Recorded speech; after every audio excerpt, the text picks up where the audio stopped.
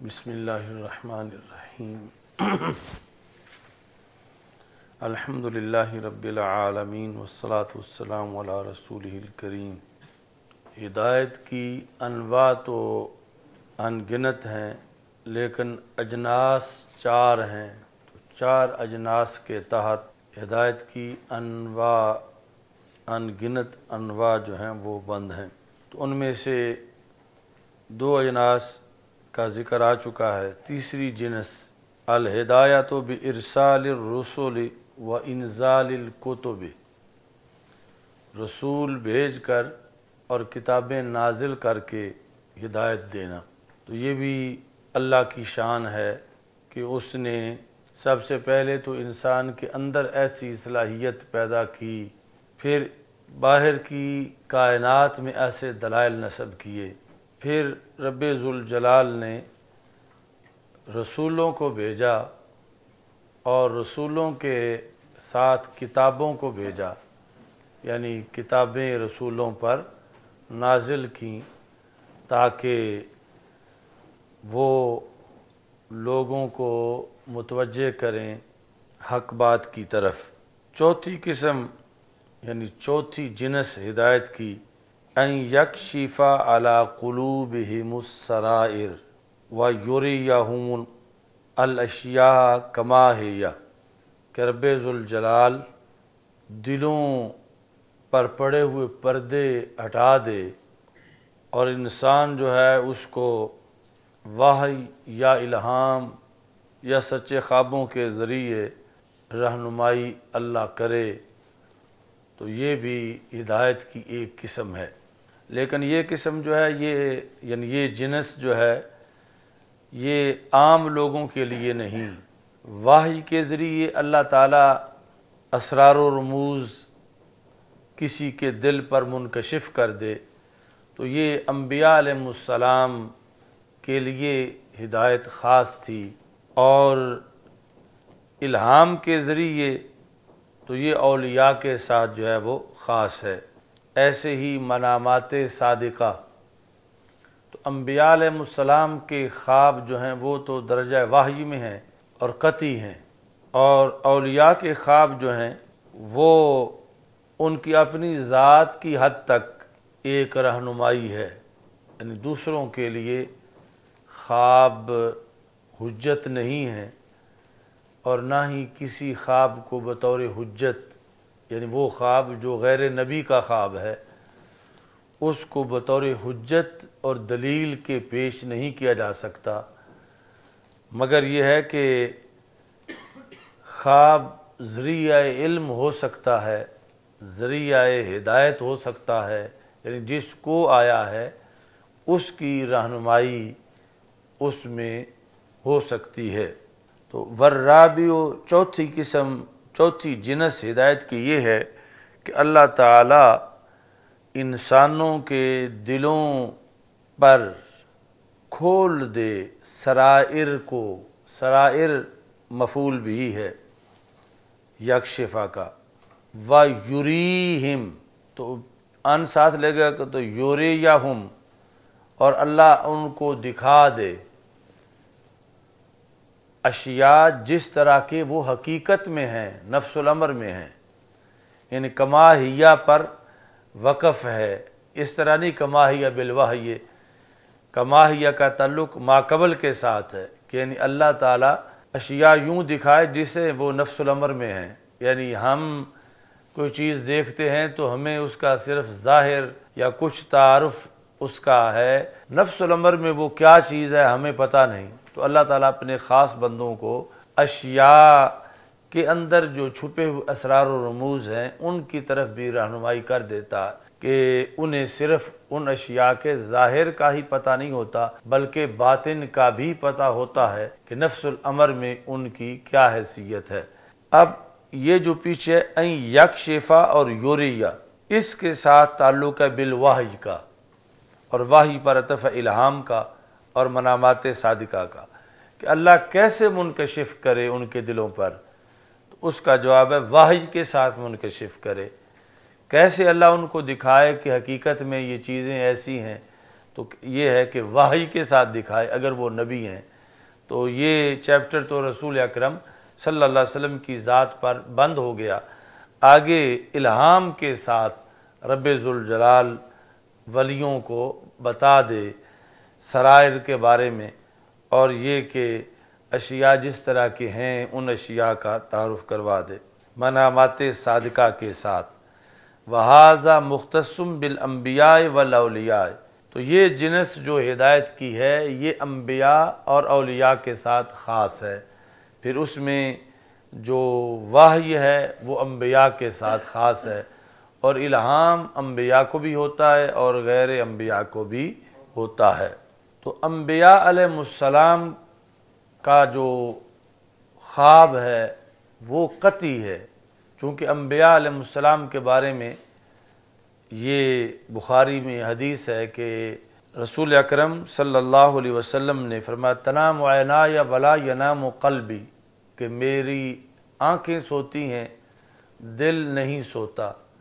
فرمایا وَكَذَلِكَ الْأَنْبِيَاءُ، ایسے ہی دیگر انبیاء علیہ السلام بھی کہ ان کے آنکھیں سوتی تھیں،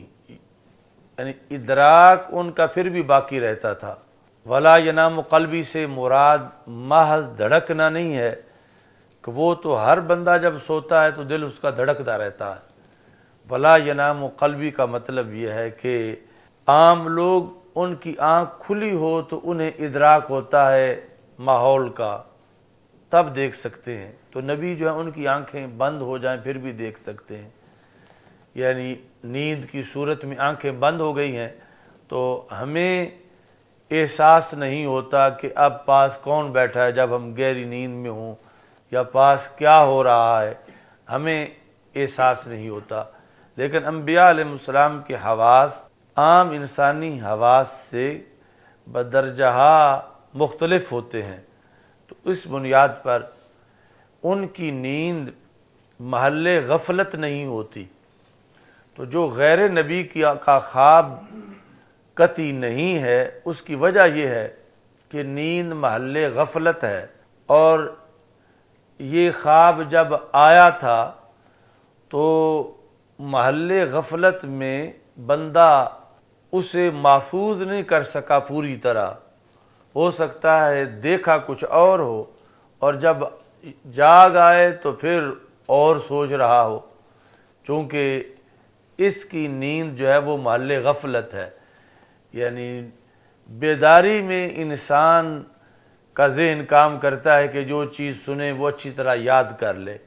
اور خواب کے اندر جو دیکھے تو وہ تو ہے ہی محل سہو، محل نسیان، محل غفلت۔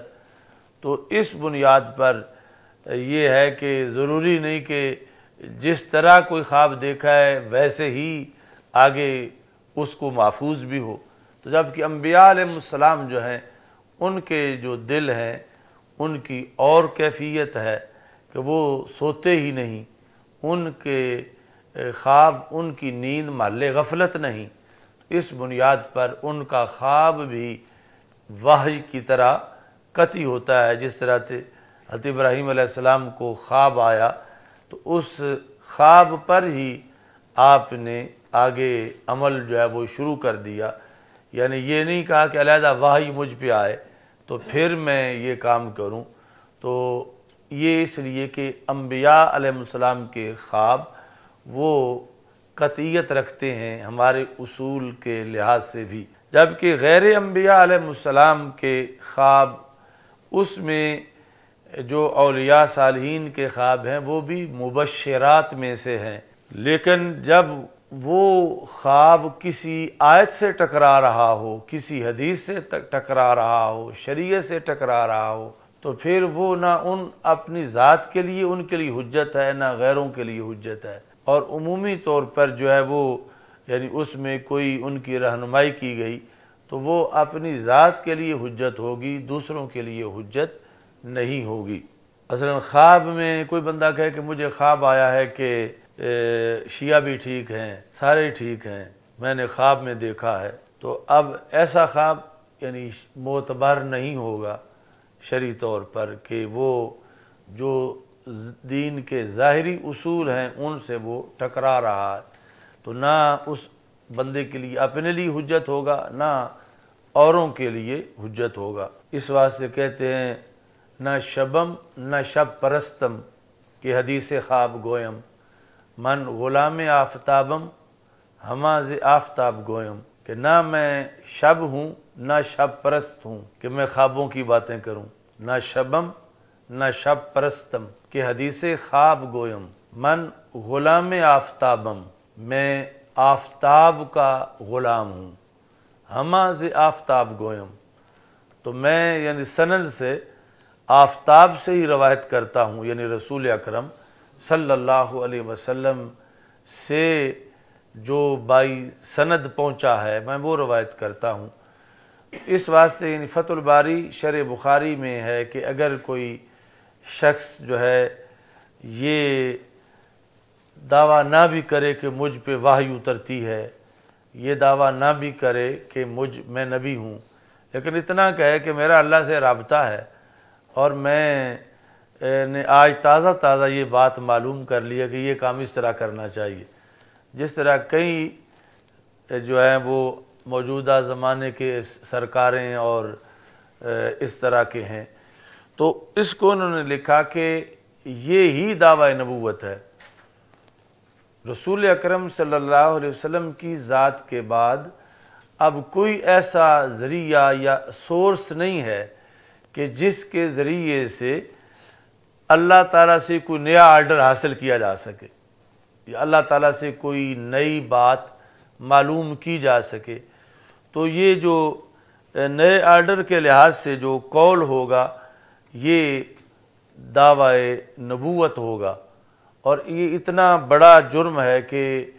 یہاں پھر توبہ کی بھی گنجائش نہیں، یعنی اس بندے کو زندیق کہا جائے گا اور اسے قتل کیا جائے گا، یعنی اس کے لیے توبہ نہیں ہے کہ ایسا اس نے جرم کیا۔ یعنی اصول کے مطابق وہ بڑے بڑے جو اس سلسلہ کے اندر امور تھے، اب عام لوگ اس کو آسان سا سمجھتے ہیں اور وہ دعوے کر دیتے ہیں کہ جن کے بارے میں یعنی حدیث کے لحاظ سے جو ائمہ کی اقوال ہیں وہ بہت مختلف اور جدا قسم کے ہیں۔ یہ ہمارا جو فہم دین کورس ہوا اس رمضان میں، اس کے اندر جو ختم نبوت کا مضمون ہے اس میں وہ سارے احکام جو ہیں وہ پیش کیے ہیں کہ کتنے ایسے لوگ اب بھی معاشرے میں موجود ہیں کہ جن کی باتیں انکار ختم نبوت بنتی ہیں اور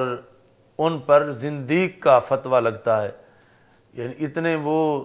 بظاہر ان کو عارف کہا جا رہا ہے، یہ بڑے معرفت والے لوگ ہیں۔ تو رسول اکرم صلی اللہ علیہ وسلم کے وصال کے بعد یعنی کوئی بھی ایسا سورس نہیں ہے کہ جس کی وجہ سے اللہ تعالیٰ سے کوئی تازہ حکم کوئی معلوم کر سکے اور بندوں کو بتائے، چونکہ یہ معلوم کر کے بتانا ہی نبوت ہے۔ تو اگرچہ وہ اس پر لفظ نبوت نہ بھی بولے اور یہ نہ کہے کہ مجھ پہ وحی آئی ہے، کہ اور لفظوں سے جس کا مفہوم یہ بنتا ہو کہ اس کا عرش سے رابطہ ہے اور موجودہ حالات میں اس نے قطعی طور پر یہ معلوم کر لیا ہے کہ یوں کرنا چاہیے، تو اس پر معاذ اللہ پھر دعوی نبوت کا اطلاق ہوگا۔ اچھا جی، تو یہاں یہ ہے کہ وحی کسی کو نہیں ہو سکتی، جو شرعی وحی ہے الہام ہو سکتا ہے، اور منامات صادقہ یہ باعث رہنمائی ہو سکتے ہیں، لیکن اس وقت تک کہ جب قرآن و سنت سے تصادم نہ ہو، اور اگر قرآن و سنت سے ان کا ٹکراؤ ہو تو پھر جو ہے یہ خود اس بندے کے لیے بھی باعث رہنمائی نہیں ہوں گے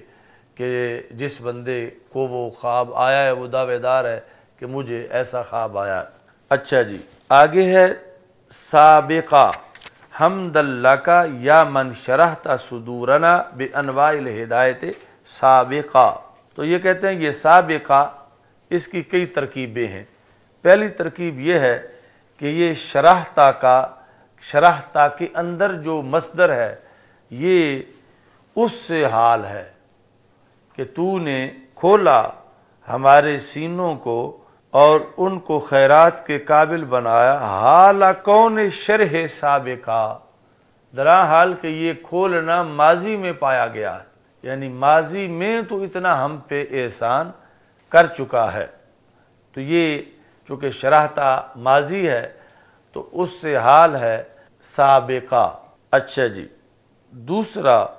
کہ سابقاً یہ صفت ہے اس مصدر کی، شرحاً سابقہ، پہلی ترکیب میں حال ہے مصدر سے اور دوسری ترکیب میں یہ صفت ہے مصدر کی، تیسری ترکیب میں یہ صفت ہے زمان کی، یعنی زماناً سابقہ۔ تو زماناً سابقہ جو ہے یہ پھر منصوب ہے ظرفیت کی بنیاد پر، تو مفعول فی ہے، حین اخذ المیثاق۔ تو اب کس زمانہ سابق میں شرع تو کر چکا ہے، وہ ہے حین اخذ المیثاق۔ اس کا ایک تو مطلب یہ ہو سکتا ہے کہ جب الست بربکم اللہ تعالیٰ نے کہا تھا تو اس وقت ہم نے کہا بلا، تو یہ اس زمانے سے تو ہمیں یہ شرح عطا فرما چکا ہے۔ دوسرا حین ولدنا علی الفطرہ، کہ جب ہم فطرت پہ پیدا ہوئے تو پھر اسی زمانے سے تیرا احسان ہو چکا ہے۔ کل مولود یولد علی الفطرہ ابواہ یہودانی او ینصرانی او یمجسانی۔ تو فطرت پر پیدا کرنا یہ تیرا احسان ہے کہ ہمیں تو ابھی ہوش بھی نہیں تھا، لیکن تو نے اس وقت بھی ہمیں فطرت پہ پیدا کیا، یعنی ہمارا جو دل تھا، لوح دل، اس پر کوئی بد اعتقادی نہیں تھی، بلکہ تو نے ہمیں اسلام پہ پیدا کیا۔ تو یہ ہے شرحاً سابقہ اور زماناً سابقہ، کہ فطرت کے عہد میں جب ابھی ہمیں ولادت کے بعد 1 گھنٹہ گزرا تھا، 2 گھنٹے گزرے تھے، یہ بعین ولادت کے وقت، اس وقت سے لے کر تو ہم پر یہ احسان کر چکا ہے۔ تو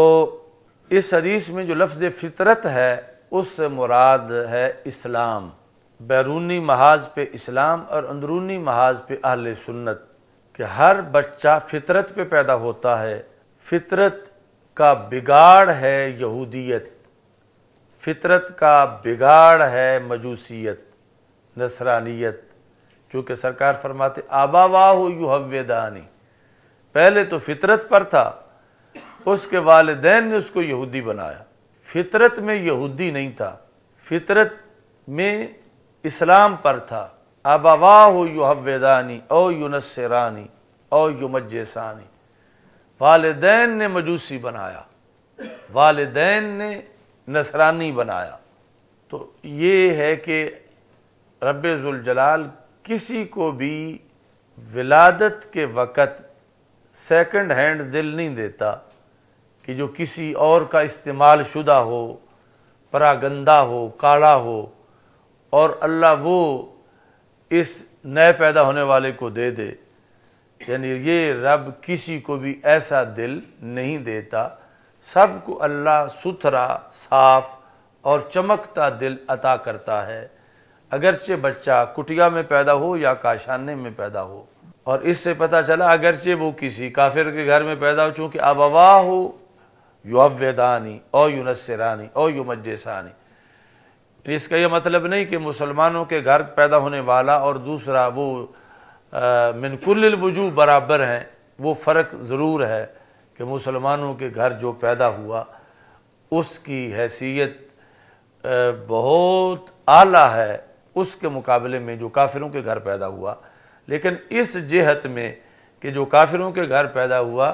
اس کو بھی اللہ نے مستعمل یا گندا یا کالا دل نہیں دیا، اسے بھی اللہ نے فطرت پر پیدا کیا۔ اب فطرت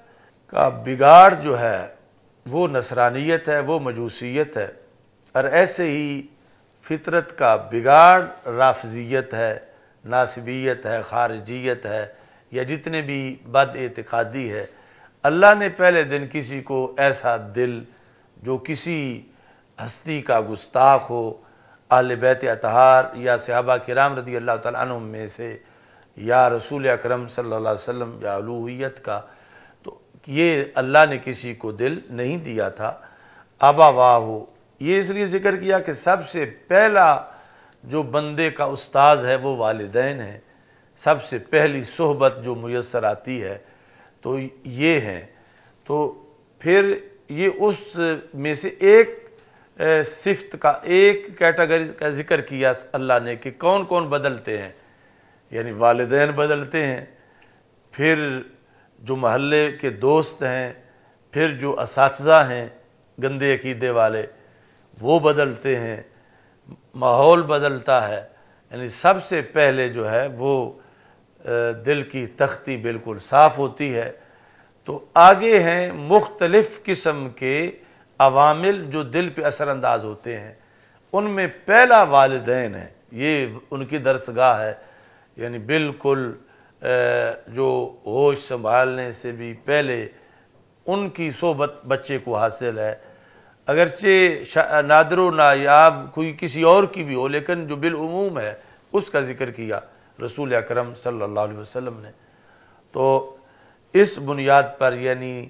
ہر بچہ جب پیدا ہوتا ہے تو اس کا دل اس وقت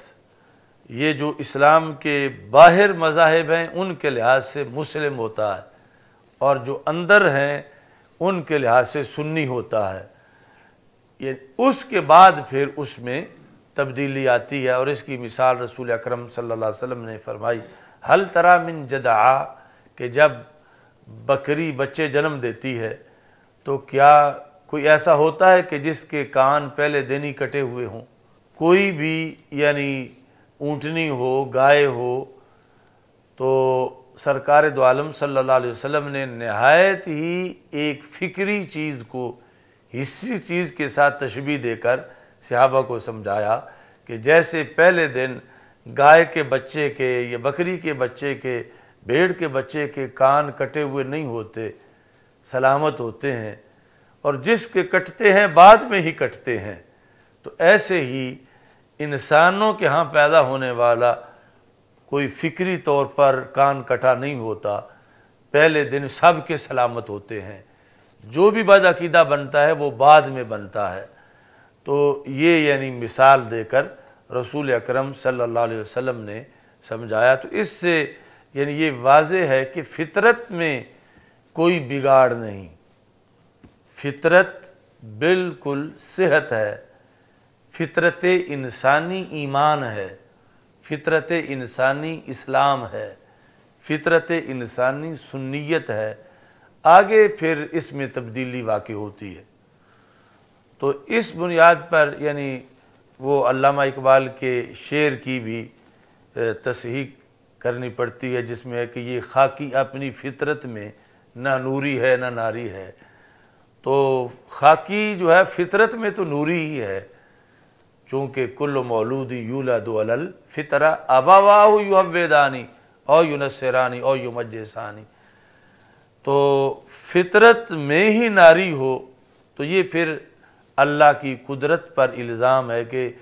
وہ تو بیچارہ تھا ہی معذور کہ فطرت ہی ناری تھی، پھر اب نوری کیسے بنتا؟ تو اللہ تعالیٰ نے فطرت سب کی نوری بنائی ہے، اور آگے پھر اس فطرت میں تبدیلی آتی ہے جس وقت وہ صحبت کی وجہ سے، کسی کی شاگردگی کی وجہ سے، تو پھر جا کے بدلتا ہے۔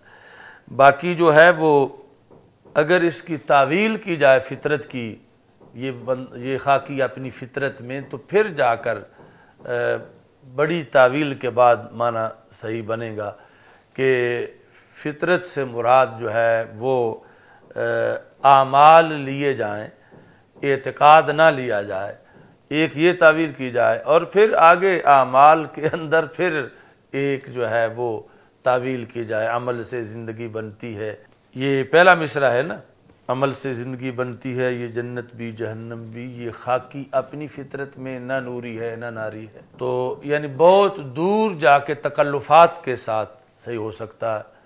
اور ورنہ یعنی جو واضح شرعی دلائل ہیں قرآن کے بھی اور سنت کے بھی، تو اس میں جو ہے اس پر مواخذہ ہے، کیونکہ فطرت کے اندر جو یہ خاکی انسان جو ہے اللہ نے نوری بنایا ہے، آگے پھر یہ اپنے کسب کے ساتھ جا کے ناری بنتا ہے، اور پھر توبہ کرے تو وہ داغ مٹتے ہیں، نہ کرے تو وہ پھر بڑھتے جاتے ہیں۔ اچھا جی، تو وحی یا الہام یا منامات سابقہ ہین ولدنا علی الفطرہ او اقلنا الدین الحق کا، کیا ہم نے سمجھا دین حق کو جس وقت واخترنا البقاء علیہ، یا جس وقت ہم نے اس کو سمجھ کے قبول کر کے اس پر بقا کو خود اختیار کیا۔ یعنی سابق بھی کئی زمانے ہیں، یا تو سابق وہ ہے عالم ارواح میں جب بلا کہا، دوسرا سابق بوقت ولادت جب دل مل چکا تھا اللہ کی طرف سے ولادت کے وقت، تیسرا جب ہوش سنبھال کے قریب البلوغ ہوا اور اس وقت پھر اپنا فیصلہ کیا اس نے کہ میں اس دین پر قائم رہوں گا، پکا رہوں گا، تو وہ سارے ہی پہلے کے معاملات ہیں، تو اس بنیاد پر اس کو سابقہ سے تعبیر کیا۔ آگے وَنَوَّرْتَ، شرحتا پر عطف ہے کہ حمد ہے تیرے لیے اے اللہ جس نے روشن کیا ہمارے بصائر کو۔ تو یہ عمومی طور پر مناظروں میں بھی ضرورت پڑتی ہے، جب نور بشر کا مناظرہ ہوتا ہے کہ نور کی تعریف کیا ہے، کسے نور کہتے ہیں،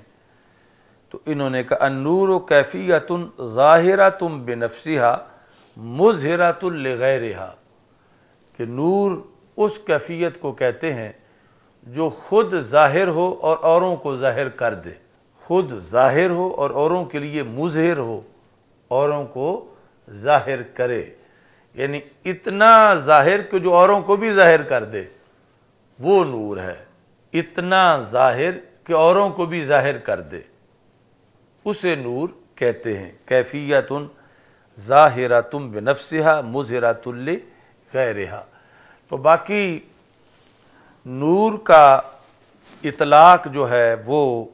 اصل لغوی معنی کے لحاظ سے جسم پر ہوتا ہے، جب وہ لیں گے تو پھر اللہ کو نور نہیں کہہ سکتے کہ اللہ جسم سے پاک ہے، تو نور جو ہے اس کا اطلاق پھر اس پہ کیسے ہو۔ یہ ایک حدیث کے اندر جس میں پھر جو ہے وہ تعویل ہے، جو لوگ منکرین ہیں رؤیت باری تعالیٰ کے معراج کے اندر، تو وہاں الفاظ ہیں جب پوچھا گیا کہ کیا آپ نے اللہ کو دیکھا، تو فرمایا نور انا اراہ، کہ وہ تو ایک نور ہے، میں کیسے اس کو دیکھتا۔ تو دوسروں نے پھر جو ہے وہ اسی کو پڑھا نور انی اراہ، کہ وہ نور ہے میں نے اس کو دیکھا ہے۔ تو بہرحال وہ جو رؤیت باری تعالیٰ کے دلائل ہیں اپنی جگہ پہ وہ کثیر ہیں، یعنی رسول پاک صلی اللہ علیہ وسلم کے لیے رؤیت ثابت ہے، لا تدرک الابصار وهو یدرک الابصار، آیت صحیح ہے، لیکن وہاں پر احاطہ مراد ہے، اور رؤیت کے لیے احاطہ شرط نہیں، تو لا تدرکہ الابصار کے پائے جانے کے باوجود بھی رؤیت متحقق ہو سکتی ہے سرکار دو عالم صلی اللہ علیہ وسلم کے لحاظ سے، باقی کسی کے لحاظ سے دنیا میں نہیں، وہ آخرت میں ہے۔ تو نور کے لحاظ سے تعریف یہ ہے، اور پھر نور اور ضیاء میں فرق ہے۔ ضیاء جو ہے اقوا ہے نور سے، اور اتم ہے۔ ضیاء نور سے اقوا ہے، یعنی نور اتنا پاورفل نہیں ہوتا جتنا کہ ضیاء پاورفل ہوتی ہے۔ یعنی یہ امام بیضاوی رحمۃ اللہ علیہ نے وہاں بھی لکھا ذہب اللہ بنورہم، اللہ ان کے نور کو لے گیا۔ یہ نہیں ہے قرآن میں ذہب اللہ بضوئہم، اللہ ان کے ضوء کو لے گیا۔ تو وہاں مقصد کیا ہے کہ ایک بار روشنی ہو رہا اور پھر گہرا اندھیرا چھا جانا. تو گہرا اندھیرا چھا جانا تب ثابت ہوگا جب لفظ نور استعمال ہوگا. اگر ہوتا ذہب اللہ بضوئہم تو پھر مطلب یہ کہ تیز تیز روشنی تو چلی گئی لیکن پھر بھی گزارش اتنی تھی، چونکہ اس سے جو ضوء کی نفی سے نور کی نفی نہیں ہوتی، اور نور کی نفی جب ہو جائے گی کہ اتنی بھی روشنی نہ رہی کہ جس کو نور کہا جا سکے، تو ضوء تو پھر بطریقہ اولا چلی گئی. تو ذہب اللہ بنورہم سے یعنی یہ بات واضح ہوئی کہ گھپ اندھیرا چھا گیا. تو وہاں بھی یعنی اسی انداز میں استعمال ہے کہ نور جو ہے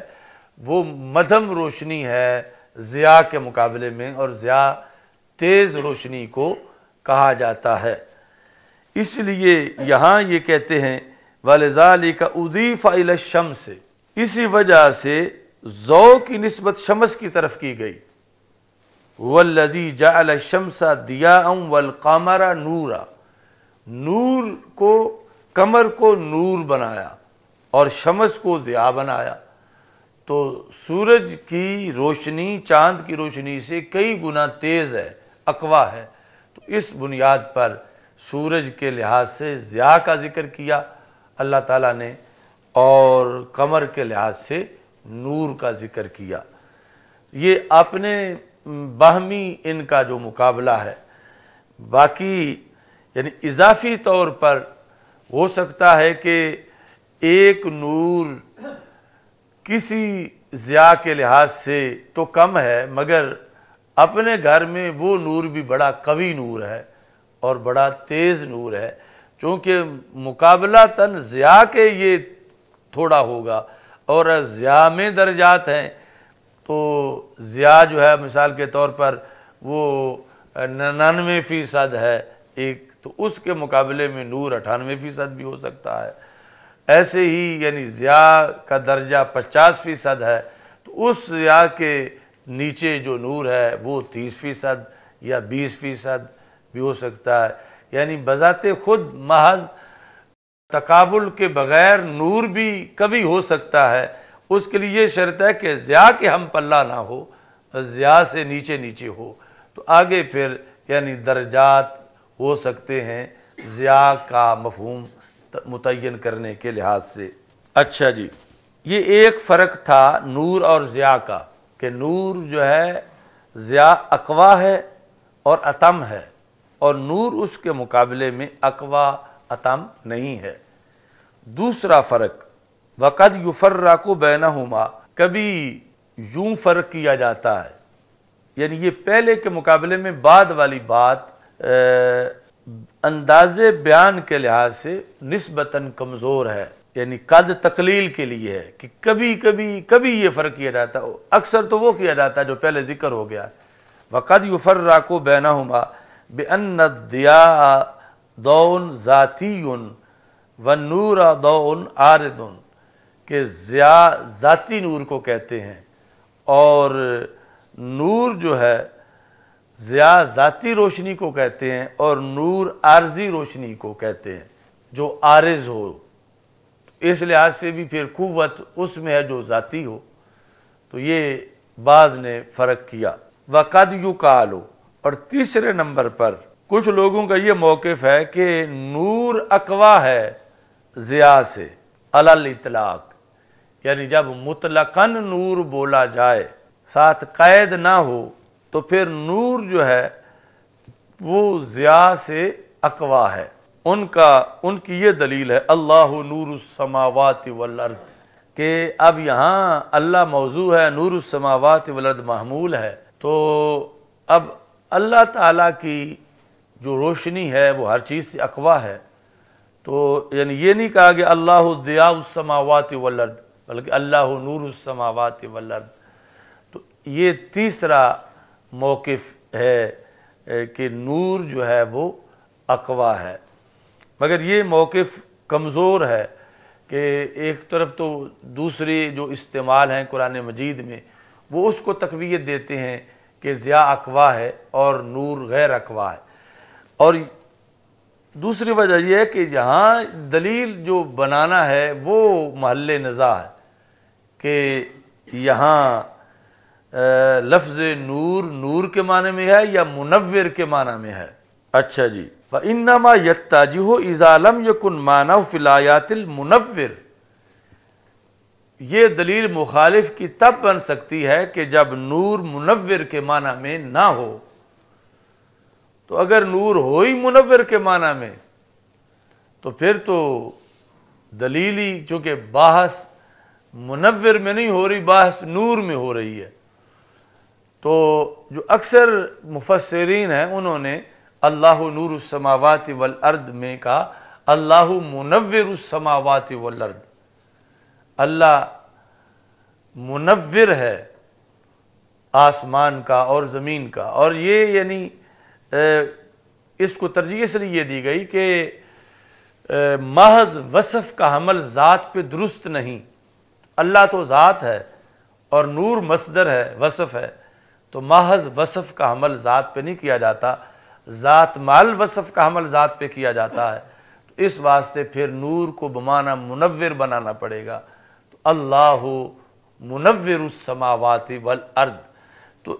اس بنیاد پر یہ یعنی موقف کمزور ثابت ہوا کہ جس آیت سے دلیل پیش کر رہے ہیں اس آیت میں خود یہ قول کہ اسے نور میں ہی رکھا جائے یہ مرجو قول ہے، اور راجح یہ ہے کہ یہ نور بمعنی منور ہے، اور نور بمعنی منور کو راجح نہ بھی مانا جائے پھر بھی احتمال تو واضح موجود ہے، تو اس واسطے یہ قوی دلیل نہیں ہے۔ انہوں نے کہا وَإِنَّمَا يَتَّجِهُ، یہ دلیل تب بنتی ہے، امام شامی نے کہا اِذَا لَمْ يَكُنْ مَعْنَاهُ فِي الْآيَاتِ الْمُنَوِّرِ، جب آیت میں معنی منور نہ ہو، وَقَدْ حَمَلَهُ أَهْلُ التَّفْسِيرِ عَلَى ذَلِكَ، تو اہل تفسیر نے تو اس کا معنی منور ہی لیا ہے، تو جب معنی منور لیا تو پھر تو یہ دلیل ہی نہیں بن سکتی، تو اس کو پہلی دلیل کے مقابلے میں راجح تو کیا یعنی مطلقاً دلیل بھی نہیں بنایا جا سکتا کہ جس وقت اہل تفسیر کا مذہب لیا جائے۔ تو یہاں اہل تفسیر پر یعنی یہ وضاحت ہے کہ اب اہل تفسیر کوئی مسلک نہیں ہے کہ یہ اہل تفسیر کی مسجد ہے، جامع مسجد بلال اہل تفسیر، جس طرح اہل حدیث ساتھ لکھتے ہیں جامع مسجد بلال اہل حدیث، تو اہل سنت مسلک ہے، اہل حدیث علمی سپیشلائزیشن ہے، اہل تفسیر علمی سپیشلائزیشن ہے، اہل صرف ایک علمی طور پر سپیشلسٹ جو ہے اس کو کہا جائے گا۔ تو اہل حدیث کہ حدیث کا اتنا ماہر کہ ساری زندگی حدیث پڑھتے پڑھاتے گزر گئی، اب اس کو اہل حدیث کہا جائے گا۔ جیسے یہاں اہل تفسیر کہا جا رہا ہے انہیں جن کو مہارت ہے تفسیر میں، نہ یہ کہ کوئی اہل تفسیر مذہب ہے، تو ایسی اہل حدیث جو ہے وہ کوئی مسلک نہیں ہے، مسلک جو ہے وہ اہل سنت ہے، یعنی مسلکن بندہ اہل حدیث ہو ہی نہیں سکتا، مسلکن اہل سنت ہو سکتا ہے، چونکہ سنت کی تعریف الطریقۃ المسلوکۃ فی الدین، کہ وہ طریقہ